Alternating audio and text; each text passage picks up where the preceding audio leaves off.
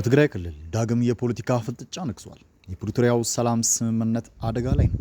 ህወሓት በአክሱም ያሳለፈው ውሳኔና የጀነራል ታደሰ ወረደ አስተዳደር የገቡበት የቃላት ጦርነት ትግራይን ወዴት እየመራት? ዛሬ እውነታውን አብረን እንመለከታለን። ሰላም ጤና ይስጥልን ውድ የብስራት ሚዲያ ቻናል ቤተሰቦች፣ ዛሬ በአይነቱ ለየት ባለ በሀገር ውስጥ ጉዳዮች ላይ ትኩረትን አድርገናል።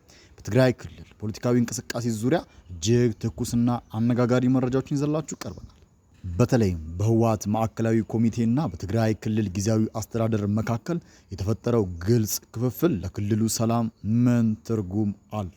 ፕሮፌሰር ክንድያ ገብረ ሕይወትስ ህወሓትን ወንጀለኛ ቡድን ሲሉ የጠሩበት ምክንያት ምንድን ነው? እስከ ፕሮግራማችን ፍጻሜ ድረስ አብራችሁን ቆዩ እያልን ጉዳዩ የሚጀምረው ሚያዝያ 7 እና 8 ቀን 2018 ዓመተ ምህረት በአክሱም ከተማ በተካሄደ የህወሓት ማዕከላዊ ኮሚቴ መደበኛ ስብሰባ ነው። ህወሓት በምርጫ ቦርድ በኩል ህጋዊነቱ የተሰረዘ ቢሆንም አሁን በክልሉ ፖለቲካ ላይ የበላይነቱን ለመያዝ እየታገለ መሆኑን የሚያሳይ መግለጫን አውጥቷል። በዚህ መግለጫው ላይ ህወሓት ትልቁን ተቃውሞ ያሰማው በሌተናል ጀነራል ታደሰ ወረደ በሚመራው የጊዜያዊ አስተዳደር ስልጣን መራዘም ላይ ነው።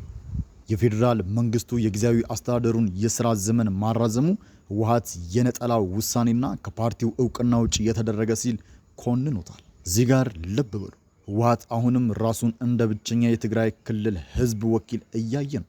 ፌዴራል መንግስት የድሮ ህጎችን እየጠቀሰ የፕሪቶሪያው ስምምነትን እየጣሰ ነው ሲልም ከሷል።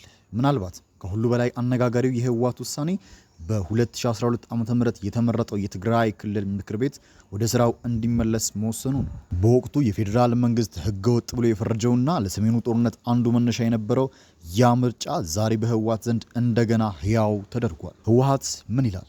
ይህ ምክር ቤት 2.8 ሚሊዮን ህዝብ ድምፅ ያረፈበት የሉዓላዊ ስልጣን መገለጫ ነው ይላል።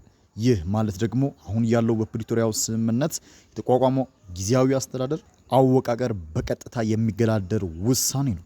በተጨማሪ ካቢኔው አቃፊና ሁሉም ያካተተ ሆኖ እንደገና እንዲዋቀርም ጠይቀዋል። ለዚህ ሁሉ የህወሓት ውንጀላና ውሳኔ የጊዜያዊ አስተዳደሩ ፕሬዝዳንት ሌተናል ጀነራል ታደሰ ወረደ የሰጡት ምላሽ ቀጥተኛና ጠንከር ያለ ነበር።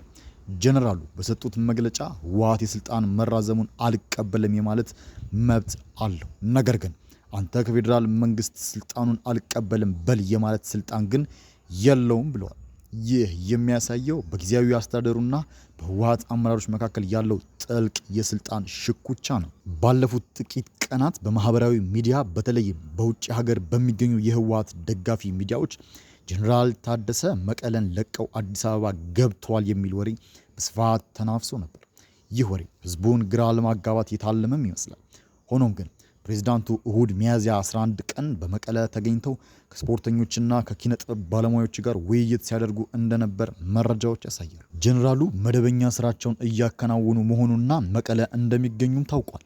ይህ የሚያሳየው የፕሮፓጋንዳው ጦርነት ምን ያህል እየከረረ እንደመጣ ነው። ሌላው የዛሬው መረጃችን ትኩረት የፕሮፌሰር ክንድያ ገብረ ሕይወት አስተያየት። የስምረት ፓርቲ አመራር የሆኑት ፕሮፌሰሩ የህወሓትን የቅርብ ጊዜ ውሳኔ ጦርነት ናፋቂነት ሲሉ ፈርጀውታል። ፕሮፌሰር ክንድያ ገብረ ሕይወት ህወሓትን ወንጀለኛ ቡድን አድርገው ነው የጠሩት።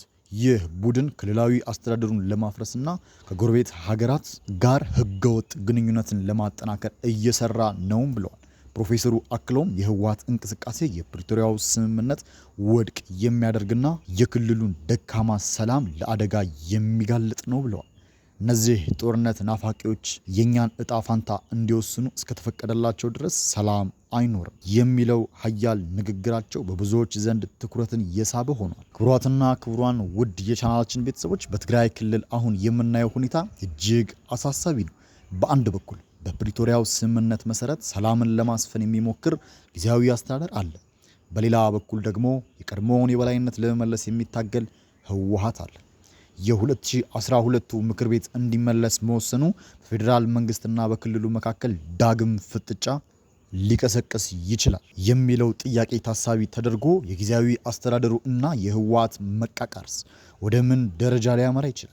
እነዚህን ጥያቄዎች በትግራይ ህዝብ ዘንድ ትልቅ ስጋት እየፈጠሩ ነው። እናንተስ ውድ የቻናላችን ቤተሰቦች በዚህ ጉዳይ ላይ ምን ትላላችሁ? የህወሓት ውሳኔ ለትግራይ ህዝብ የሚጠቅም ነው ወይስ የፕሮፌሰር ክንድያ ስጋት ተገቢ ነው? ሀሳባችሁን በኮሜንት መስጫው ላይ አስፍሩልን። ለዛሬ ያዝንላችሁ መረጃ ይህንን ይመስል ነበረ። መረጃው ለሌሎች እንዲደርስ ላይክ እና ሼር ማድረጋችሁን እንዳረሱ እያለን ለቻናላችን አዲስ የሆናችሁ ደግሞ ሰብስክራይብ በማድረግ ቤተሰብ ሁኑ። በሌላ መረጃ እስከምንገናኝ ሰላም ለዓለም ይሁን፣ ሰላም ለህዝባችን።